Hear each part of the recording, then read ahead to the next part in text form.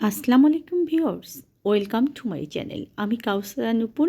আজকে খুবই অল্প কিছু ইনগ্রিডিয়েন্টস দিয়ে অসম্ভব মজাদার একটা ভর্তা তৈরি করে দেখাবো।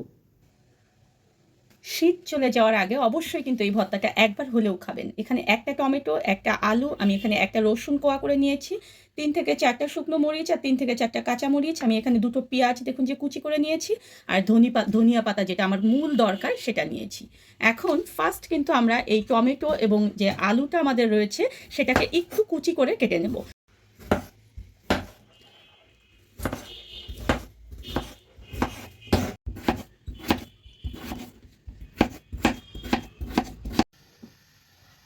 চুলায় একটা ফ্রাইং প্যান উঠিয়ে দিয়ে সেখানে আমি তেল দিয়ে দিয়েছি, আর এখানে অবশ্যই সরিষার তেল ব্যবহার করতে হবে। যে কোনো ভর্তায় কিন্তু সরিষার তেলটা ব্যবহার করতে হবে। এখন আমি আমার যে শুকনো মরিচগুলো রয়েছে সেটাকে ফার্স্ট একটু মচমচে করে ভেজে নেব।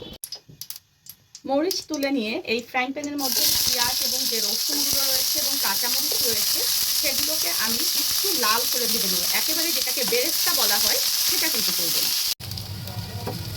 ঠিক এরকম যখন হয়ে যাবে পেঁয়াজগুলো, মানে হালকা দেখুন যে লাল বর্ণ এসেছে, ঠিক তখনই এগুলোকে আমরা তুলে নেব। এই ফ্রাইং প্যানেই ঠিক আবার অল্প একটু তেল দিয়ে দিচ্ছি, দিয়ে আমার যে আলুগুলো এবং টমেটোগুলো আমি কেটে রেখেছিলাম সেই আলু এবং টমেটোগুলো দিয়ে এগুলোকে আমি সুন্দর মতো একটু ভেজে নেব। আলু টমেটো আমার ভাজতে ভাজতে যে ধনিয়া পাতাগুলো রয়েছে আমাদের, সেই ধনিয়া পাতাগুলোকে আমরা একটু কুচি করে নেব। আলু এবং টমেটোগুলো ভাজার সময় আমি কিন্তু লবণ দিইনি। যদি লবণ দিতাম প্রথম অবস্থায় তাহলে টমেটোগুলো পানি ছেড়ে দিত। তাই এই অবস্থায় এসে আমি সামান্য পরিমাণ লবণ দিয়ে দিচ্ছি, পরে চেখে দেখে আমি আবার লবণ দেবো।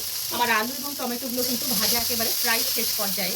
এখন যে ধনিয়া পাতাগুলো কেটে রেখেছিলাম সেগুলো এখানে দিয়ে দিচ্ছি। আর সাবধান মনে রাখবেন, ধনিয়া পাতা কিন্তু খুব বেশিক্ষণ ভাজা যাবে না, তাহলে এর যে একটা সবুজ ভাব রয়েছে সেই ভাবটা কিন্তু নষ্ট হয়ে যাবে। জাস্ট ধনিয়া পাতার মধ্যে বাড়তি যে পানিটা রয়েছে সেই পানিটা আমরা শুকিয়ে নেব। আমার একদম শেষ, দেখুন যে ধনিয়া পাতার একদম সুন্দর গ্রিন যে কালারটা সেটা রয়েছে, আর এটা কিন্তু বাড়তি যে পানি সেটা কিন্তু একদম শুকিয়ে গিয়েছে। এখন এটা ঠান্ডা হওয়া পর্যন্ত আমরা অপেক্ষা করব।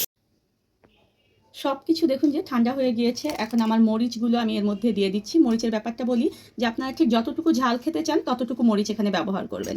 আর আমার যে দেখুন যে আলু এবং ধনিয়া পাতা টমেটো সেগুলো রেখেছিলাম এবং রসুনগুলো সেগুলো আমি এর মধ্যে বেছে দিয়ে দিয়েছি। আর পেঁয়াজ যে আমি ভেজে রেখেছিলাম সেই পেঁয়াজগুলো কিন্তু আমি ব্লেন্ডারে দিলাম না, এগুলো আমি পরে মিক্স করব। এটাকে আমি একটু ব্লেন্ড করে তারপরে ফিরে আসছি। হালকা একটু দেখুন যে লবণ দিয়ে দিচ্ছি, কারণ আমি দেখেছি লবণ চেখে যে আমার আরেকটু লবণ লাগবে। এখন ঠিক পরিমাণ মতো সরিষার তেল দিয়ে ভালো মতো এই ভর্তাটাকে মেখে নিলেই কিন্তু হয়ে যাবে মজাদার একটা ভর্তা। আর এটা খিচুড়ির সঙ্গে বা সাদা ভাতের সঙ্গে খেতে অসম্ভব মজাদার।